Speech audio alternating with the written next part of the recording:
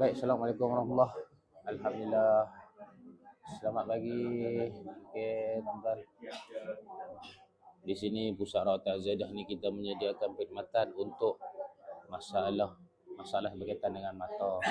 Contoh masalah mata berselaput, masalah mata silau, rabun jauh, rabun dekat, katarak dan sebagainya. Okey, di dalam bilik ni kita beroperasi untuk buat rawatan masalah yang berkaitan dengan mata. Dan tuan-tuan, di sini pula adalah rawatan saraf. Okey, di sini.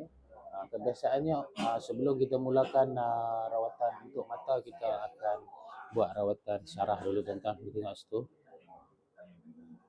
Selain daripada rawatan saraf, rawatan ni juga adalah untuk mengeluarkan toksik dalam badan kita, tuan-tuan. Racun-racun yang ada dalam badan kita, bisa-bisa yang ada dalam badan kita, insya-Allah kita keluarkan melalui kaedah terapi ionic energy ni, gabungan dengan garam terapi dan juga herba, insya-Allah.